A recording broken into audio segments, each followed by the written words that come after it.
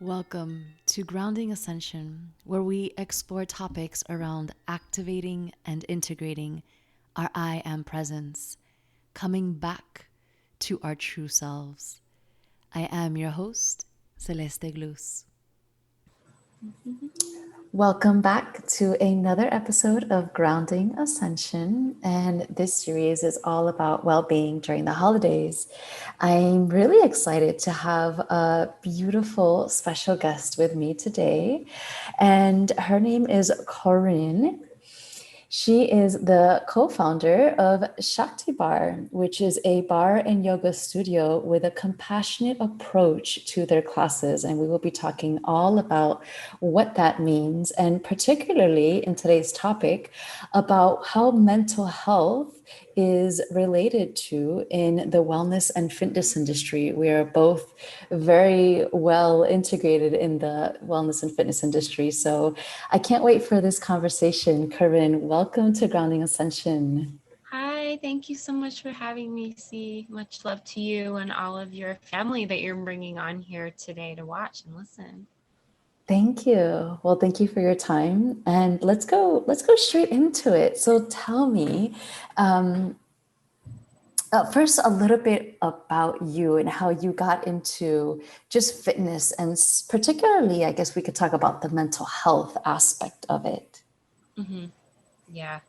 Yeah, thanks for asking me. So, I was a four-sport athlete. I've always been in fitness.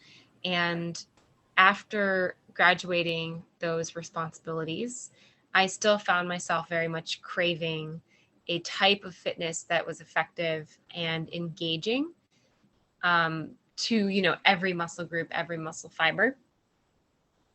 And I really could only find that in bar, with the asterisk of finding that safely. There was always CrossFit and boxing and all of those amazing modalities, but I tended to get injured whenever I would go to those. So I found bar, or bar found me. And what I noticed is that our bar practice very much emulates some of those more challenging positions that perhaps a Kundalini meditation would. Not to say that the two practices are the same whatsoever, but I similarly found myself being quite frustrated in bar with all the pulsing and the angles and the shaking, and the opportunity to go within and really create a stronger foundation for my own nervous system and my own muscular structure. And I started thinking, I wonder why mindfulness and spirituality are so void from most bar practices in particular, but also across many boutique fitness offerings. And I started wondering if I was the only one that felt that way. And once I figured out I clearly was not, that many women and femmes are having a hard time connecting with their own bodies in these classes, yet they love them, yet they keep coming back. I asked myself one more question, and that was, well, then, how can I get as many possible women into these classes if the desire is there? And really, it became about compassionate, kind, vibrant branding that really makes people curious and feel welcome, as well as creating accessible pricing. And lastly, but definitely not least, a team that upholds the same pillars, looks and feels different in their body types, in their ethnic backgrounds, in how and where they learned bar, and then of course streamlining it all under the umbrella of our Shaktibarre training. And from there, it honestly just took on its own life form. I remember walking in the doors of our studio after about 2 months and realizing, like, no one even knows who I am anymore. they're they're off on their own, discovering themselves through their bodies and making their own pods and friendships. And that's the big dream, to really enable another to teach themselves how meaningful our bodies can be, even through a practice that's as seemingly trendy and sexy and fitness driven as bar. So that really was the whole circle right there. Yeah. And how have you seen this twist that you have given, right? This ability to infuse mindfulness and spirituality into your brand, into your teachers, into your classes. How have you seen that affect even the teachers themselves, but let's say even the Yeah. clients, right? The way that they are showing up for class, and more importantly, the way that they are relating to their bodies? Yeah, that's a great question. Thank you. The change is, interestingly, the way human psychology works is we're very drawn to things that look organized and look easy. We want something to do the work for us. And that's cool. That's actually how our neurotransmitters work as well. They're like, yeah, I'm just ready to form a habit. So do it a few times, let me know, and I'll just keep going. So things that are easily habit forming attract people. And the thing is, however, that once the client or the student or the friend is there and present in the room week upon week, after week after week, or if it's 2020, every day, all day, it's Monday, however you want to make that joke, they won't stay just because you're organized. They won't stay just because you have great branding and your classes start on time. They stay for a category known as other. And that other is typically not always in the religious or divine sense, but just that spiritual nature, that emotional nature, that inward journey, questioning of the universe, solving life's problems. It's those things that can really be carried off of our mat and away from our bar. And so what I've noticed is clients that come in, they stay for those reasons, and they all find their own mode of empowerment for staying. Clients that don't stay are typically clients that have come in for maybe the first time, and they arrive, or now on the app, they are there in their own homes, arrived into our digital class, and they sense something more. They sense a feeling, they sense a realization. And keep in mind, our spiritual practices aren't always meant to comfort us. So sometimes just being annoyed with the teacher, or you think you are, is a good sign that there's some work there to be done. Stick with it. And sometimes I've seen those clients that won't stay because they're not interested in that other exploration. And I typically divide those people into two categories. I know there's way more, but one is just like not interested. That's their prerogative, and being spiritually inclined or not doesn't make you better or worse than your fellow bar classmate. And the other category could be people that want to know more about themselves through this body work, but maybe they're not ready. Maybe they haven't found the right teacher that really speaks to them. I truly believe that some of our greatest experiences in life can feel a bit triggering, but I think sometimes when you're first starting out, it's important to try to give yourself as safe of an incubator as possible, even if it's not the real world. Like, try to just go with that teacher that makes you smile, even if you have to turn your video off, and like give yourself a little hug while you're doing your practice. So I've seen those types as well. And I love that you actually talk about bringing in spirituality into these classes, right? Because being so deeply entrenched in the fitness industry, that's definitely something that's not as common. And Yes.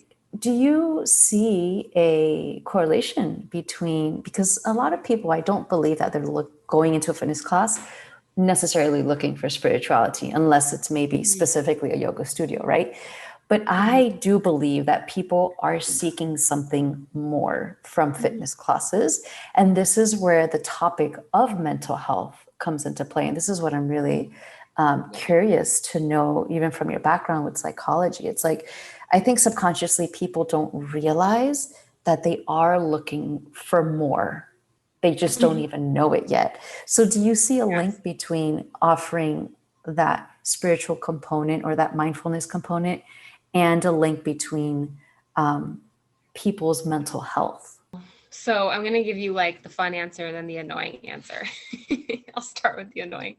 The annoying answer, if I'm really diving into the depths of psychological research, is even saying linked and even saying like correlated is, now I'm learning more and more in my PhD program, are like the most rarest terms ever to actually prove and take years of study. What have I gotten myself into? But I will say that, you know, just based off of observational data, again, most students, even in yoga, surprisingly come in for the fitness and the flexibility. Really, even in yoga, and this is like research that I've looked into. It's not just my opinion. It's observational from reading, and it's observational from seeing them in class. They come in for body reasons, most of them, and then they stay for those other reasons. So like getting a student in the front door for a spiritual reason, it can happen, but it's just more rare than then coming in for a body reason or something like that. That being said, can we swear on your podcast? This year has been a fucking shit show. I swear to Ganesh and Godzilla and everyone you believe in that a torch just came in to 2020 to every facet and was like, and you know, in some ways, of course, we needed to see what we now see, and in other ways, we can't unsee what we have now seen. And anyway, so that being said, this year, you are absolutely right. I have observed more people coming in for mental health reasons and more people coming in looking for a spiritual and a healing outlet. So this year has been an interesting anomaly when compared to generalized observational data. However, people are also very, very tired. Even those that have the deepest spiritual practices, everyone is being pushed to their edges right now. And so I think it's interesting because while as it takes a bit more effort to be interested in something else when you take a fitness class, like and it's exciting to see more people want to come in for their mental and spiritual health. Even those people are sometimes hard up on the effort that it takes to then follow through with a desire that they have for themselves. And so I know this might sound a little bit funny to anyone else that owns a fitness company, because of course everyone right now is trying to stay afloat and make money. But I would honestly say to you, like, let go of having to make a sale. You might even go under, because like there is nothing more unrealistic and harmful than trying to force somebody to get physically fit when they're mentally washed out, and or to try to force someone into a certain stage of their spiritual journey ever. And so really what you can do is just welcome, provide access, educate, answer questions, and just continue doing that until the sales come back. And yeah, there's ways, you know, to market, but I don't think that that's where the work is personally right now. Yeah, and that brings forth a great conversation, right? It's like a lot of times the fitness and wellness industry, they are pushed by numbers and sales, obviously.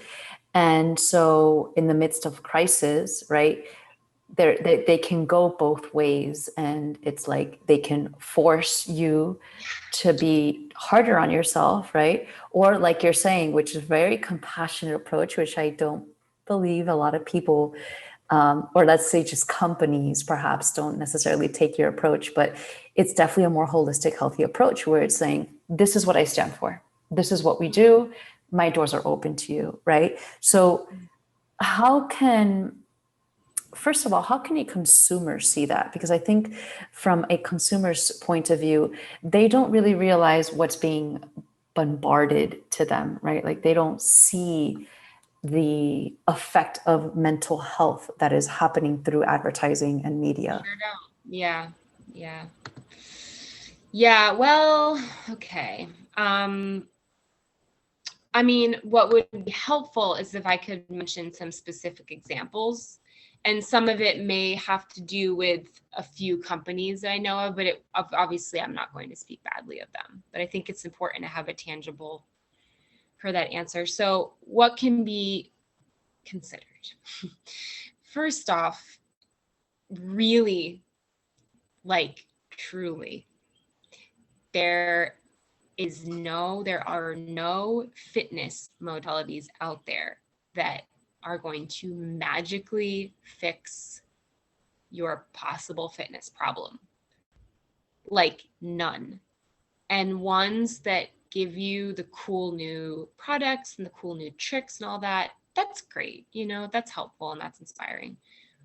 But I would really ask you, anyone listening, to gently sit with yourself and think on what truly makes you sustain your practices. And really, it is consistency. It's a compelling reason. Like, that's it. It's like waking up every morning, even if it's hard, and just doing the practice, being present in the practice. And on the days that you don't want to, or you forget your why, just to remember what's your compelling reason in that moment.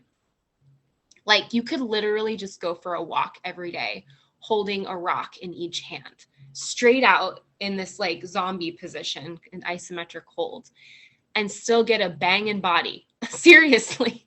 Like, I don't even care like that I have a bar company. I'm not trying to sell you on it. Like, realize and recognize that the power to your greatest fitness is in you. That's first. So I think what to look for after that is you want to look for companies that are telling you that. They're telling you, hey, I've got this cool thing. I've got some cool people here too. Here's some testimonials. Here's a fair price. Yeah, we're going to keep you engaged. We're going to be here on your hard days. Hopefully you feel called towards some of those who teach you on this platform, and you can integrate it with what you're doing elsewhere. Let's just take this one day at a time. And then before you know it, side note, 3 months later, you've got what you want, whatever that is. You're breathing better, you're more flexible, you're standing taller. So when you see companies that are telling you, get XYZ in a certain amount of days, for example, there's a really great company called Daily Om.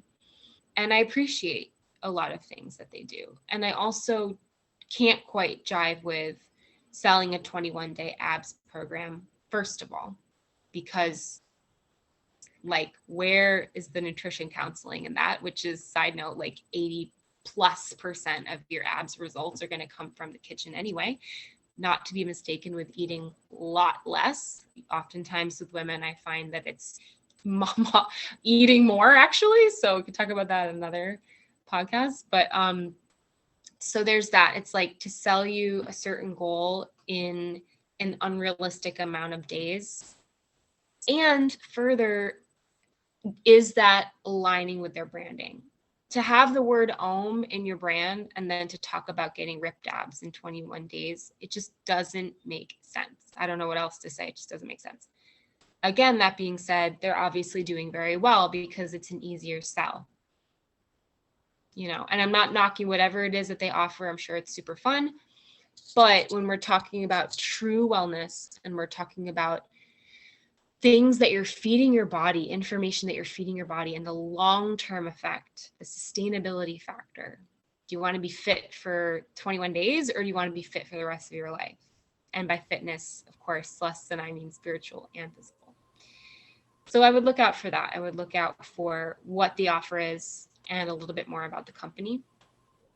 And yes, please. For that specific actually example, which is a great one, how do you see that affecting the mental health of a consumer? Because I don't think people realize what happens in their brain when they see that.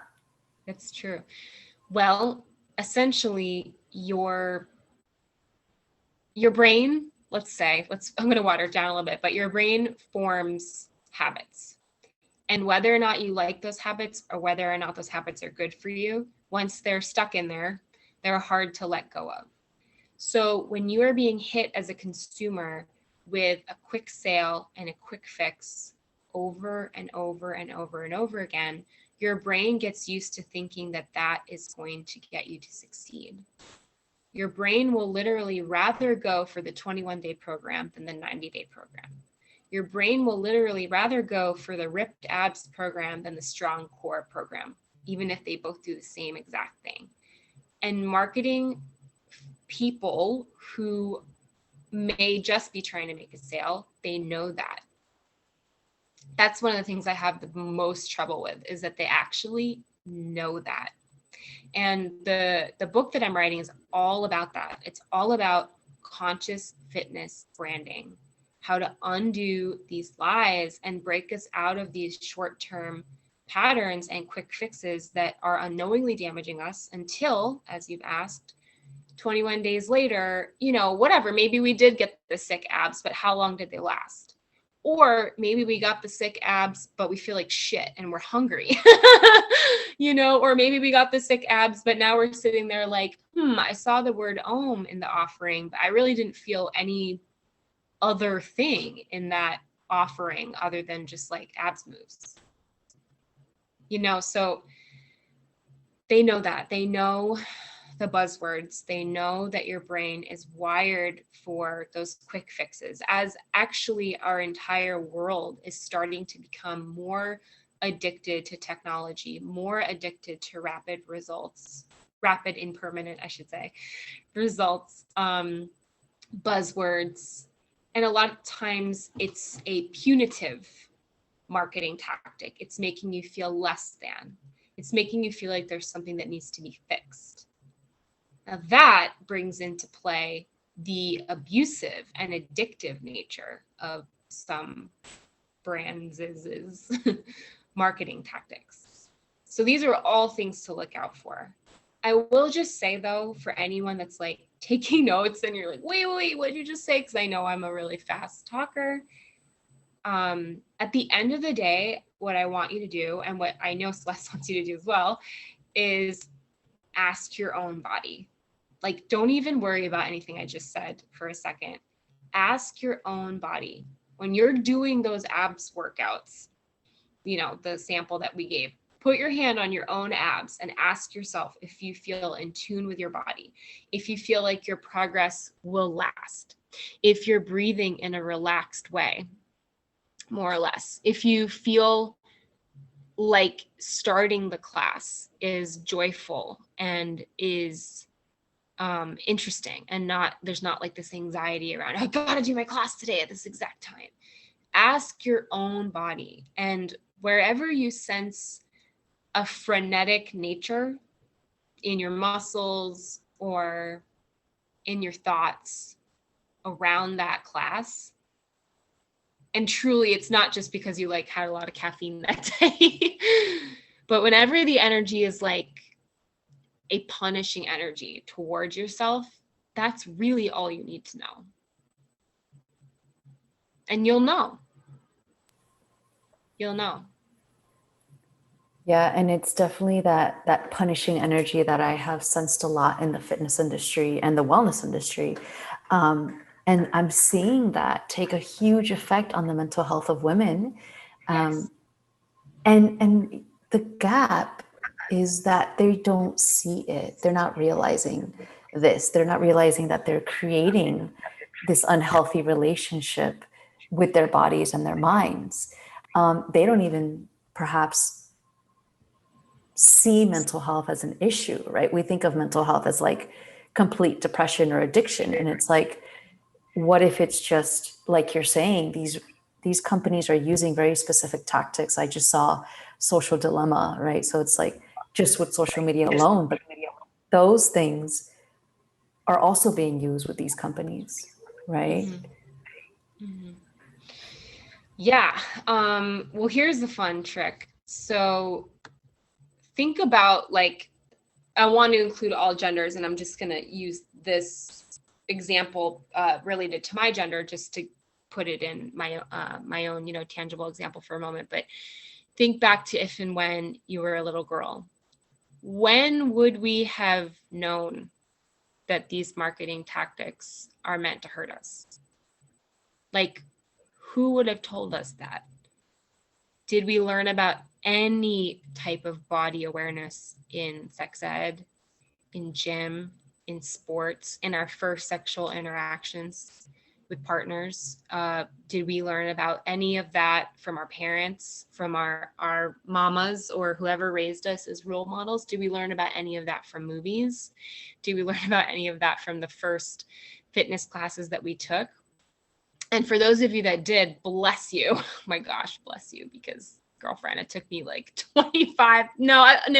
Let's say 35, because I'm still on that path. It took me a long time. It's taking me a long time. So that's the thing that's even more disturbing. And just as a social justice aside, that's one of the biggest problems with our country and so many other places in the world right now is lack of quality education. A standardized test does not make ye a brilliant student, and nor does it actually pull out and identify some of the most brilliant students. And it's insane how education, which is the very tool by which we can be most fully liberated, also is politicized, also has oppressive tactics in it. And so when I think about your ask and your question and your observation of they don't even know, it's like, yeah, they don't even know. Even I will even say that some of the companies marketing and some of the teachers teaching these ideas that really aren't helpful, they don't even know. In fact, I would bank on the percentage split of like unaware to malicious being most of them are just very unaware. I don't think that the majority of companies who are like really trying to push a certain fitness ideology into your mind are bad people. I definitely think that those are out there as well, but I think most of them are relating from their space of consciousness. And I will just say quickly that is actually one of the saddest things that I've seen when it comes to funding women's fitness businesses, because a lot of women-owned fitness businesses are funded by men. Oftentimes are funded by white men. And to say that a white man can avidly relate to the experience of being in a woman's body in a fitness class is just so far-fetched. But because a lot of those companies sell faster, they're getting the money. Oof, and so that's heavy. Like right now, we're about to launch an app, and just candidly with you, I mean, Shaktibarre, it's amazing community, it's press, all this great stuff, right? But like a lot of business advisors right now would tell me, don't launch because you're just going to drown. Because Peloton just came out with Barre, because Kayla Itsines, love her by the way, her sweat app just came out with Barre. And so they would actually be telling me that because they love me. They'd be like, girl, like it's a monster, all of the ad spend, the way that Instagram is changing, it's all going towards bigger companies. And those bigger companies that have less room for psychological development, personal development, intimate relating and knowing, those are more likely the companies perpetuating these ideas.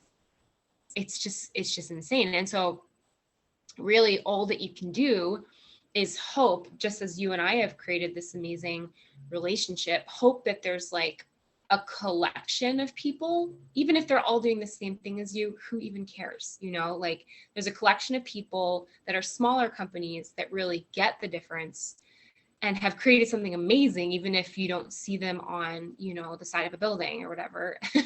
By that, I mean like a mural, not trying to make any other like joke about 2020, like a mural is what I'm talking about. And like, hopefully it's the people, just like what just happened, with democracy in the US, hopefully the people will be heard. And those people are a lot of the smaller fitness companies like you and I, who are taking the time to address important topics. And if there's enough of us and we're not competitive with each other, even if it means some of us close, miss out, have to adapt, whatever the fuck ever, because honestly, it's not worth selling our souls. It's not worth telling another person to sell their soul by a way of a certain fitness marketing tactic. So the more the merrier. Yeah, I agree that you brought up a lot. It's so deep, right? It's like, first of all, there's unconscious consumerism in regards to fitness, right? Because everybody wants to look good and feel good, but yet they don't realize they're kind of buying into this Walmart approach of fitness, which is completely unhealthy. And even specifically to women's bodies, right? Because I am in a woman's body and I work so much with the womb cycle. It's like, Right. we are completely unaware of the fact that our bodies are so unique and hormonally, energetically, emotionally, and to be feeding off of these big giant monopolies is simply unrealistic and unhealthy. But I do believe, like you're saying, right, that there is a growing number of us that see this and are doing something about it. It's just a matter of time, I think, and educating other people about what's actually happening. Yeah. Yeah, it's true. There is a growing number. And we took a poll at Shaktibarre just within our own community, and I think it was 89% of our clients want to invest their time and bodies and energy in companies that do good in the world. And that's a gigantic number, even for a small little case study like that, or survey study. And other companies, I think my friend Shayna Tyler, who does a lot of business coaching, she pulled a survey, I think just from a bigger sample, that said something like 70%. So whatever it is, it's definitely gone up.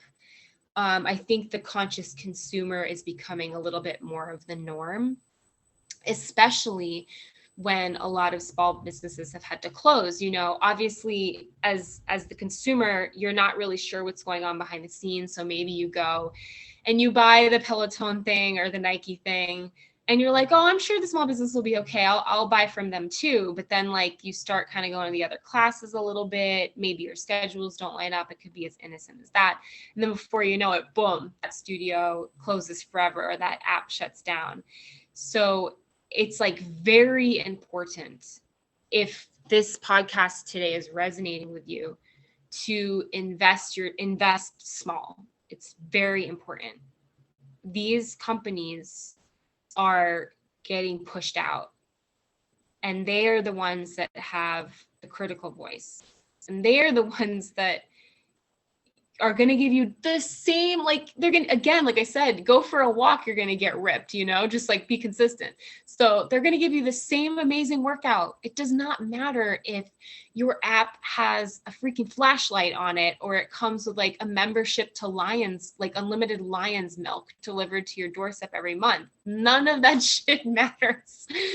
You just have to be consistent, and you have to enjoy mostly the class that you take and the people teaching it. So if you can, go into your BOA or TD Bank, your local bank, and look at your bank statement from this month and ask yourself, not even just in fitness, but in every company you buy from, where can I stop giving to the big guys? Where can I help the little guys, help their voices be heard? That feeling of integrity lives within you. It lives within you, and every rep and every pulse and every shake that you experience in a class somehow is impacted by your state of mind. And if your state of mind is one of integrity and feeling good about, the way you show up in this world and the way you help your communities and whose voice that you want to help uplift, then do everything you can. Everything. Go through your food, go through your closet, go through your phone, and just wash away the things that aren't contributing to your full fitness, and namely looking to see where you invest your money in classes. Really thinking about that. Yeah, and that just turns the whole dynamic between consumer, client, business it makes it so much more conscious, right? And naturally, I think, I mean, I have no experience in psychology, so please correct me if I'm wrong, but I would imagine that just knowing that I'm supporting a human being, not just some kind of huge monopoly, like Corinne, I support you, right? So like that energetically in my heart, it feels good. And somehow I show up more for myself when I show up for you, right? Like that conscious, yeah. It's like one trick about getting most is accountability. All these apps and all these commercials are trying to put that in place in some way. Buy our journal, write your intentions on a postcard, mail it to yourself, phone a friend, whatever. So all these different tactics are trying to keep you accountable, because the social accountability of fitness, that is what the physical brick and mortar fitness business was built on. It was built on this social accountability, and that's missing right now. So when instead, if you could convert your mindset to, okay, well, who else is in my class? Are these people that are like good people? Or do they look, like kind of come from all over? They look like they have my back. And these people that I'm buying from, all the energy that goes into creating this class for me and showing up for me on their hardest days in their body, is this somebody that I want to give my money to? I mean, that is another form of accountability. It's like supporting your fellow classmates and supporting your teachers and knowing them to be real people. That, I mean, they're all real people, but knowing them to be the kind of people that you can kind of get down with, the most, and then try it on, try on taking classes from the bigger companies, and maybe you do a mix. Maybe you buy from like 2 smaller companies and 1 bigger one. I mean, for the cost of what a studio membership used to be, you'll be all right. You'll be all right. From $200 is now $99.99 a month. Like, get 5.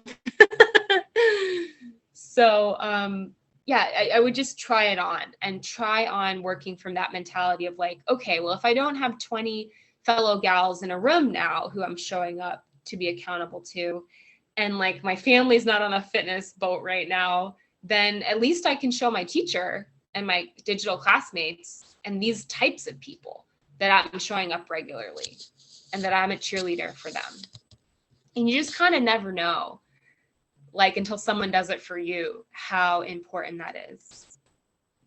Just to see a familiar face consistently. There's Celeste again. Oh, there's Corinne again. It becomes a part of your experience. Taking fitness, it's like you're gonna get the tricep. You're gonna get the tricep tone. Okay, guys, like that. If you want a toned tricep, call Celeste and I can tell you how to do that shit in 3 seconds, like easily. So that is easy. It's the whole like sticking with it, the dialogue around it. Who's supporting you toward that? Why do you have a toned tricep? It's like those are the things that, unbeknownst to you, maybe, are actually the hard part. That's actually what keeps you from coming back or motivates you to show up. That's where the real like web is, untangle. Yeah, and that's what actually provides long-term sustainable holistic living, right? Like this is not a diet approach. We're not trying to get 21-day abs and then what, right? Like how do you sustain that for 5 years, right? And I guess that's why one of the reasons why I wanted to talk about this, especially during the holiday season, because on top of everything that's happened for 2020, on top of the holiday season itself, now how can we approach fitness from a more conscious perspective so that not only do we benefit our bodies, but like we have a healthier mental state, we have a healthier relationship with one another in the midst of a technological, era, right? You mean we could have that, or? Well, we get a choice. Like, we have that choice. We just have to be aware of that. Right. Like, just Yes, I'm a big encourager of choice. And then I also think to myself, as looping back to something I said earlier, some of us are literally too tired to make like that choice every day. And so if you must spend 15 minutes to do the research on conscious companies and then just surrender to them. Take their class every day until the end of the year, month and a half. Just do that for yourself. Like, let them do it for you in a way. If you don't have the energy to like make the plan and, like every day try a new conscious company or seriously and deeply consider whether or not Peloton is really getting you towards your spiritual goals. Like if you don't have time for all that, just choose 1 to 2 conscious companies, sign up in advance, sign up for their classes, stay up to date with what they're doing, go for some walks, drink some water, and just like applaud yourself for getting out of bed. If you don't have the energy to make that choice. I do believe, to your point, C, that next year there's always like a fresh energy. Those of us who have at least put our fitness trust into the hands of conscious companies and just shown up every day until New Year's Eve, those of us who have done that will have rewired some of these patterns, rewired some of this energy that we have in us that's keeping us not motivated, depressed, in a bad habit, in a mentally unaware state, foggy, cloudy. Those are the types of words that come to mind. Unable to connect yoni to heart chakra to third eye. Like there's no like beam of light right now coming out for many of us. So just do that, because sometimes leading with your body will then get you to where you need to be vibrating from. And then you'll have more choice. And then next year you can be like, okay, I wanted to try kayaking. But how do I fit that into my cardio routine? Like you can think about that. You can write your letter to Nike. Dear Nike, would love to see higher spiritual integration, but without cultural appropriation. Possible? XOXO 5K. Like you can do all that next year. To your comment about power of choice. We believe in you. But this year, it's okay if you don't have the energy for that. And if anything, just choose a place that can kind of make these conscious choices for you. Yeah, I love that. I love all that. And yeah, it's about keeping it simple, right? And if you can't make a choice, yeah, just keep it as simple as possible and make it easier for yourself by not having to make more choices, right? And I have one last question before we close off our conversation. And as what I'm seeing is the younger generations. And I don't want to put an age bracket. We're both in our early 30s. So let's say like 20s and even younger, like teenage. What is our role as conscious fitness leaders, or maybe just these monopolies, just the role that the branding and the messaging is having on this younger generation that is caught up in the social dilemma? That to me is so at the forefront of so much of my work, and I'm sure so much of your work. Like, what do you see from that psychology point of view can happen? I'm like genuinely worried about it in a sense.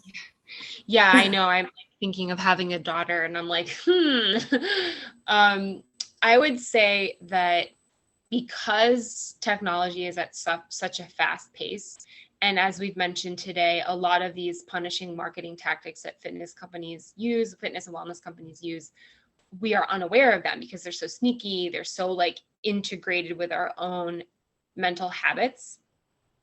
I would say the first option is to get your young one off of social media and or allow them to use it on your phone for a set time every day, every other day, 20 minutes or so, and make sure that you schedule a time in that week or even that day to check in with them and talk about what they experienced on social media. Like, what'd you see today? Oh, cool, interesting. Oh, you did? Tell me a little bit more about that.